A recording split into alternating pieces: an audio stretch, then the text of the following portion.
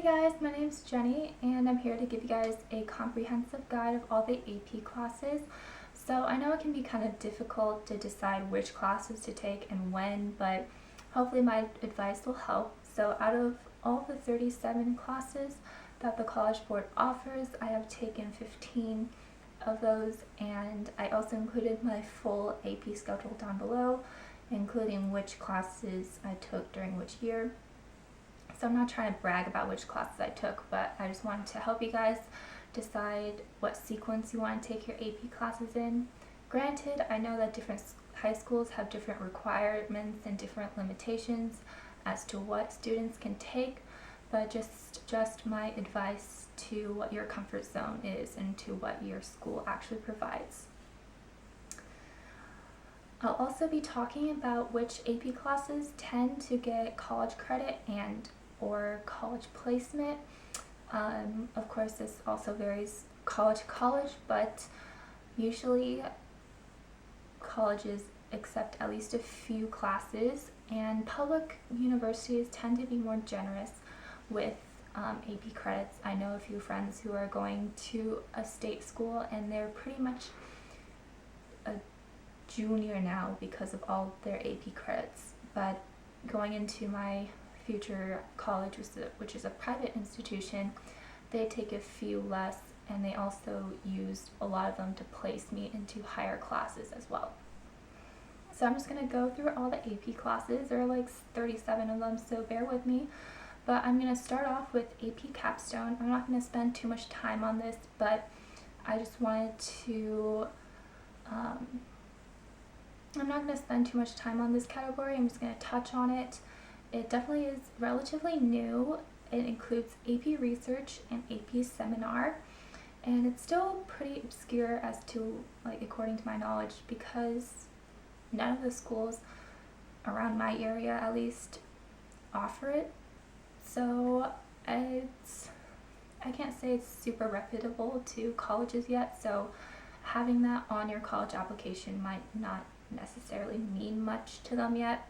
I know you're supposed to get some special AP diploma if you take the test and pass it, but I'm not quite sure how much weight that holds for colleges, and you probably won't get AP credit for it in college either.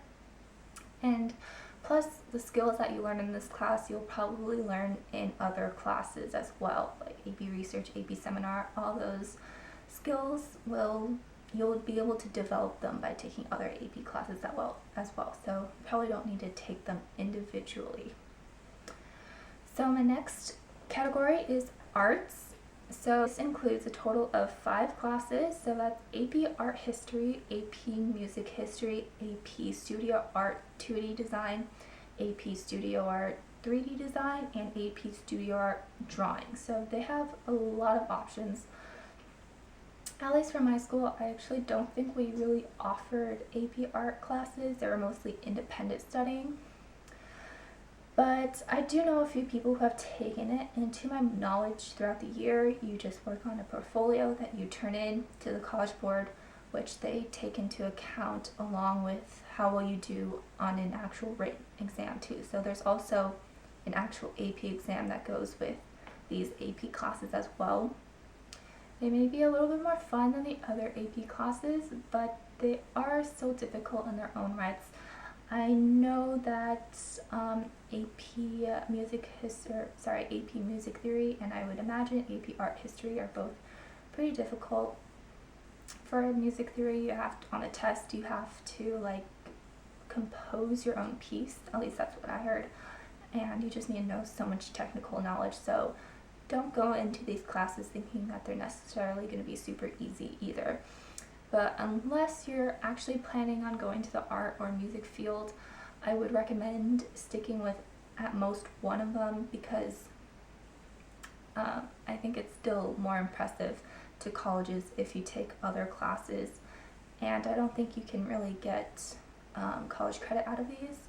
Besides maybe AP Art History, you might get a general education credit for that class. So the next category is English. So I definitely think that these two classes, AP English Language and AP Language Literature are both worth it. Just the knowledge and skills that you develop through these classes will come in handy in college, I would imagine. Just growing your analysis and writing skills will definitely be valuable. So I took these classes as an upperclassman. So during my freshman and sophomore year, I took honors freshman and sophomore Englishes, and those two just kind of helped me like prepare for an AP English class. These two classes are still pretty difficult, especially for someone like me who isn't necessarily the best at writing, but if you have really good teachers, that definitely will help, and it takes a lot of practice as well, just like getting down the multiple choice, getting down timed writes as well, and also just reading a lot. Expect a lot of reading. Like, you might choose to skip during these classes, but that will translate to how well you do on tests, because reading is crucial in like developing your analysis skills. So for Lang, it's mostly focused on rhetorical analysis on like smaller pieces of works like short stories and articles, while literature expands into broader and deeper themes in a classic novel or play.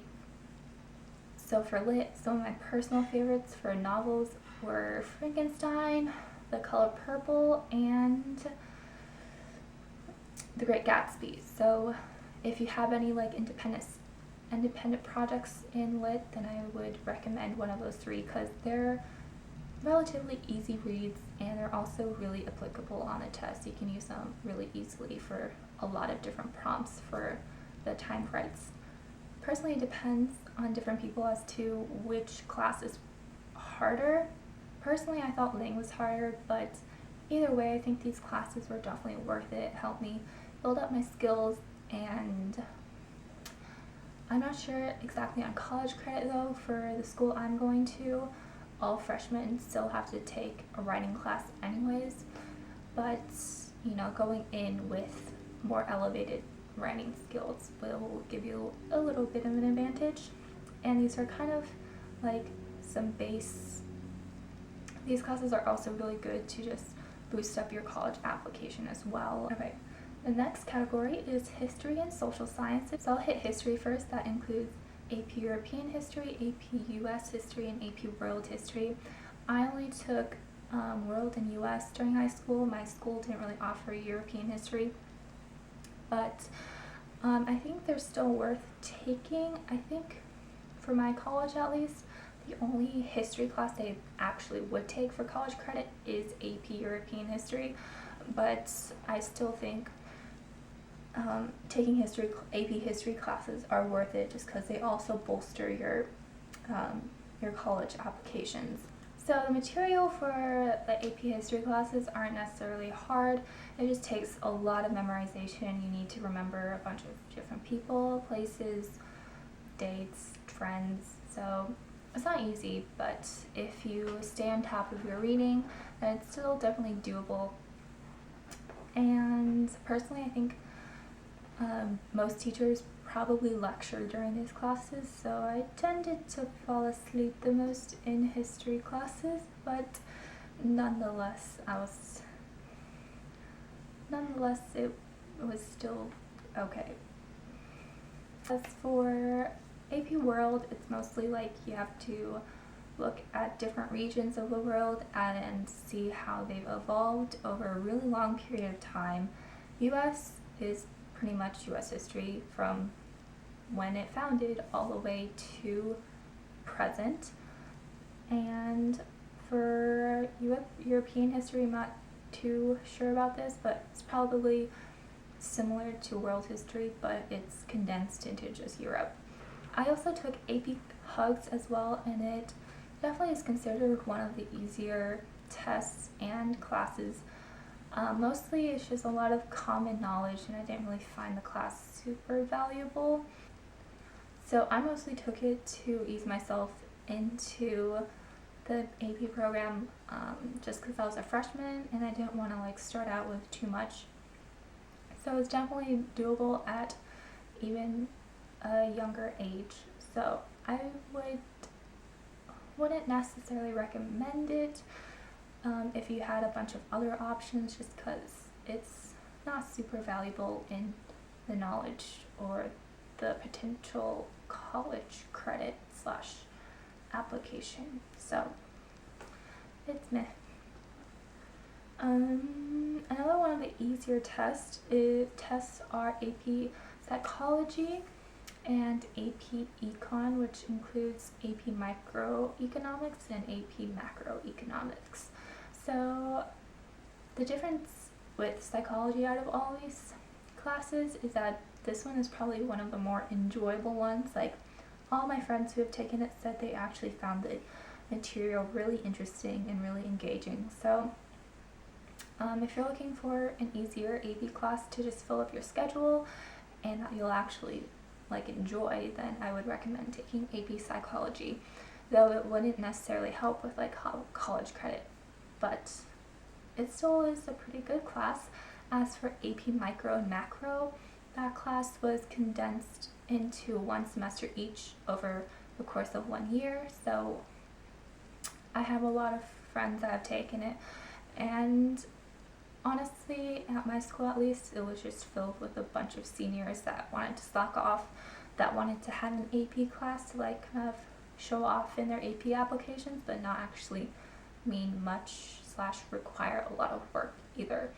So I don't know, only the people that actually really cared took the test, and didn't really help that we had a teacher that didn't really care about it either. So, but other than that, unless you're going into business or something, it wouldn't really be super valuable in your future studies or future college classes. So, and last but not least, we have AP Comparative Government and Politics and AP US Government and Politics. And for my school at least, we did it we planned econ, so it'd be one semester for each class, and then at the end of the year you would take 2 different tests. So I took that senior year. We also had the option to just take US throughout the entire year. The pace of it was relatively slow, so US by itself is really manageable, and I would say take it for the sake of the knowledge that you gain, because just knowing about your country's government is really important in my opinion, and just being aware about current issues and current politics is actually pretty interesting and will make you a more responsible citizen. Plus, we had a good teacher who was super encouraging, but most of the history classes, if you don't have a great teacher, it's not the end of the world. Mostly this material is a lot of memorization, though it might help to have a good teacher, of course. If you study, if you read, if you use study guides, then you'll still be well off, I think. And yeah, as for AP Comparative Government and Politics, it was a little bit harder than AP US just because you had to remember so many different countries. We studied Iran, China, Mexico, Russia, Nigeria, and maybe a couple more that I'm forgetting, but it was a pretty interesting class and I actually really enjoyed it. And the tests themselves, if you did well during the year and you know your stuff, then for any of these social studies classes you'll probably end up doing a decent job on the test as well. Okay, next I have math and computer science. So for math, there's AP Calculus AB, AP Calculus BC, and AP Statistics, and then there's also AP Computer Science A. So starting with Calculus, I took them my sophomore and junior year, and I took them earlier on just because I'm more comfortable with math, and it was just the natural next step for me. But if you personally have a lot of trouble with math, feel free to take other supplementary classes before you jump into the AP classes. AP Calculus AB is like limits, differentiation and such, while AP Calculus BC is like integrals and the Taylor series and finding volume and it's like a step up from AB. But yeah, if you're going into STEM, which is science, technology, engineering, or math, I definitely recommend these classes. These will be very important in your future studies and will also most likely help you get placed into a higher math class in college as well. So that way, I'm not sure if you'll actually get college credit for them, but you don't have to retake them in college. They'll see your record of passing the test, getting a certain score, and then they'll give you a higher math class to take in college. As for AP statistics, if you do have more trouble with math, I would go with this route. So it's not really conventional math like AB and BC, but it is still, like, there's still a little bit of math in it, but it's still a lot of writing and like proving things and such. So yeah, the math parts of statistics like include like basic things that you might have learned before, like means, medians, minimums, maximums, IQRs, and you also have to learn how to make and analyze certain graphs like bar graphs, dot plots, all that fun stuff. So yeah, it's definitely, the math is a little bit simpler. You just have to do a lot of more analyzation and writing and just like talking about what something proves. I would say that taking AP statistics is worth it because in college you will most likely have to take a statistics class that's specific to your major, like a business statistics class or something like that. You'll have to take it, and having a base knowledge in statistics will help you a lot. My sister said that like the one AP class that she regrets not taking is AP statistics, just because statistics gave her a little bit more trouble in college because she didn't have the knowledge from high school. And the class itself is pretty doable. Like the material isn't too hard, and it's possible to independent study it as well if you're looking into that route. And AP Computer Science, so this wouldn't necessarily be helpful for your future studies unless you're going to STEM. So if you're going into STEM, then computer science will definitely help for you to decide if this is the right field to take and if you have the right mind for it. Of course, it is like a tiny sliver of the whole STEM field, so don't let it completely discourage you either. And so I like to explain computer science as a mix between the logic that you need for problem solving in math and the ability to learn a foreign language, just because computer science has a lot of new syntax, a lot of new vocabulary that you need to know in order to write programs. So yeah, it's definitely an interesting mix. It's still a fun class, and it really engages you in trying to, actually make programs that your computer can actually run and make output. So it's actually kind of exciting. Okay, AP Sciences. So that includes AP Biology, AP Chemistry, AP Environmental Science, the 2 AP Physics classes, and then the 2 AP Physics C classes. So I personally took biochemistry and physics, and biology is a lot of memorization, just remembering a lot of different facts, a lot of different so biology is just like a lot of memorization. Chemistry is a little bit more of like the theory based mixed with some problem solving, like balancing chemistry equations. It also includes like stoichiometry, so that's like math based, and like acids and bases and all that fun stuff. Alright, so the AP Physics B that I took has essentially now been split into AP Physics 1 and AP Physics 2.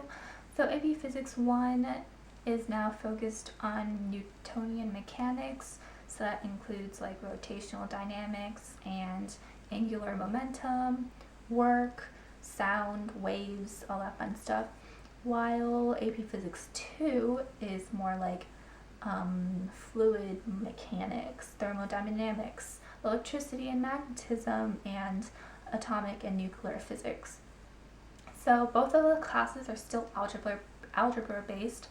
Personally, I had more trouble second semester, so that would correspond with the second physics class. But either way, I think they're pretty valuable classes, depending on what your school chooses to do. If they still smush them into 1 year, or if they stretch it out into 2, I would suggest taking at least one of them, and I think it would be a valuable class, especially if you're going to the STEM field.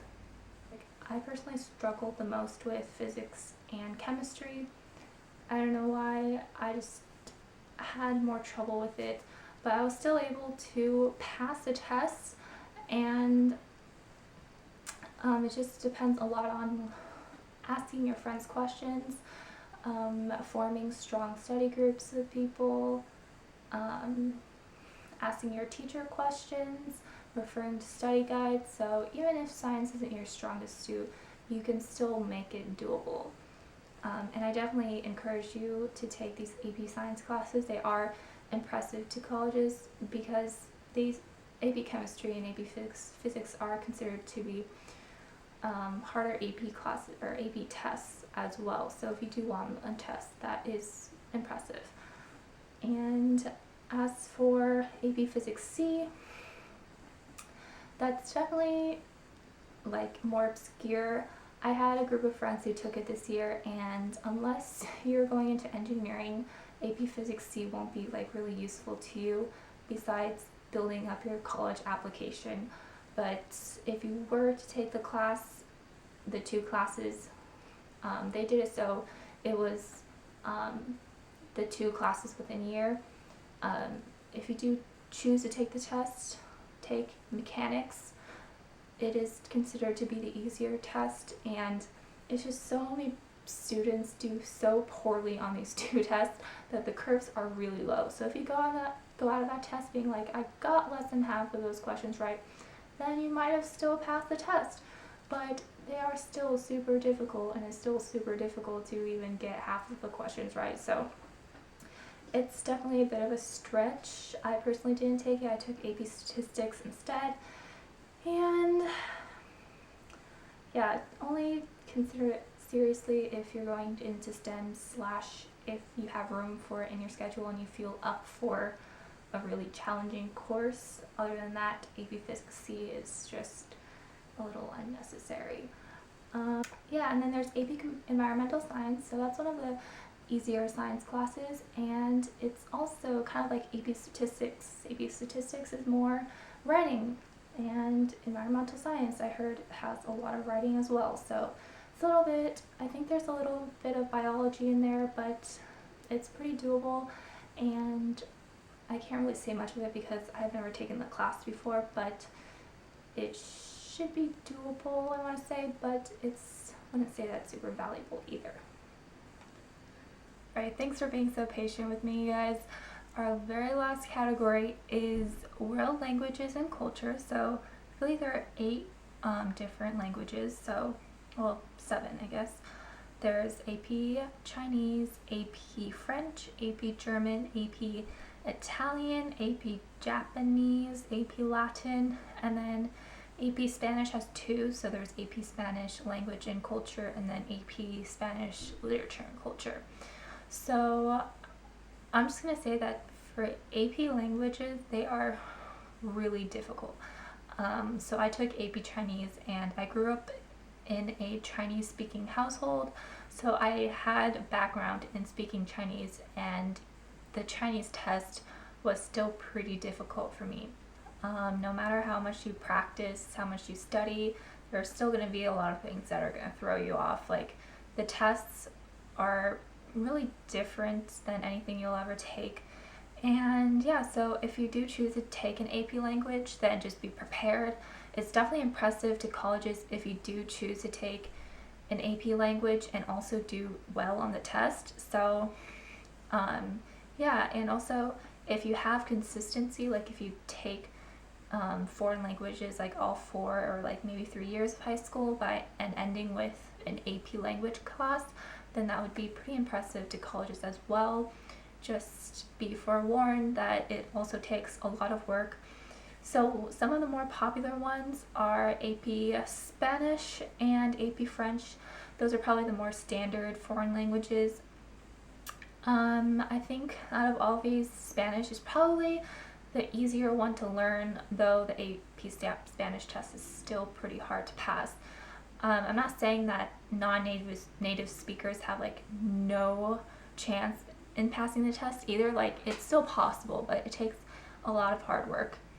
And yeah, besides that, I think Latin, maybe Japanese, and Italian are still pretty obscure, at least around my area and in my high school. The only ones that are offered as classes are Spanish, French, and Chinese, so it might be different for you guys. But yeah, AP Latin, I'm not sure if that would really be helpful, like, just because it's a dead language. Like, it might be like kind of unique, something unique to put on your college applications, but in regards to like getting college credit or getting like valuable knowledge for the future, then it probably won't be that helpful. But languages like French, Chinese, Spanish, those actually could benefit you, like especially if you plan into going into like an international international business or any other work field that requires a lot of travel. AP languages can also help you get credit in high school. Mostly, I think it's used to place you. It varies college to college. Some colleges still require you to take a foreign language in college, but having previous knowledge from high school definitely will help in taking college course classes in these languages. And as for the difference between AP Spanish language and AP Spanish literature, the latter is going to be a lot more difficult, even more so than the language test, just because not only do you have to know the language, not only do you have to speak, write, and read the language, you actually have to analyze pieces of literature in full Spanish, which sounds like a huge task. So it definitely would be impressive to some big name colleges if you do really well on the test, but it really will take a lot of proficiency and fluency in the Spanish language. So unless you are a native speaker or you are like a very well spoken non-native speaker, then I would just stick with either just taking 3 years of normal language classes or just an AP language class, and maybe shy away from the AP literature class just because that's a lot of work. So that's it as to going through all the classes. I know that's a lot. I did want to give you guys a few more pieces of advice before I go. So essentially, I know I talked about like having good teachers and having that as a factor of choosing the class. It definitely helps to have a good teacher to aid you through the whole AP process, but I also don't want to discourage you in taking AP class just because your school has a reputed bad teacher either, because I've had my fair share of bad teachers throughout my AP career, and I mean, it's made it more difficult, but it doesn't make it impossible either. So it definitely helps if you plan it with your friends. So if you take it with people that you know, you'll have people to ask questions to, people to study with, and also another great tool are study guides and online videos. There are so many resources that teachers their knowledge, of course, is very important, but if it's lacking, then you can always go to somewhere else. And also, one last thing, I've also talked about some especially tough classes and tough tests. For example, the AP languages, the AP sciences, and so on and so forth. But keep in mind that if you think it's really difficult, chances are a lot of people or a lot of students around the US, around the world, will think it's really difficult too. So more difficult tests tend to have a lot lower curves too, so if you go out of that test thinking you only got 50% of the questions right, you could have still passed, because in a lot of cases 50% is like a 3, and then like a 5 is around like 70% or something like that. So yeah, I hope this has helped you guys and made you guys feel more prepared in trying to choose which AP classes you want to take. If you need any more advice regarding high school AP classes, whatever, leave your questions below and I'll love to answer all your questions. And yeah, if you want me to go into more depth into any specific classes, then go ahead, refer to the list that I provide below too, just to make sure I have like personal experience in it as well, because those classes will be able to give more advice. So yeah, I hope you guys enjoyed. Bye and good luck.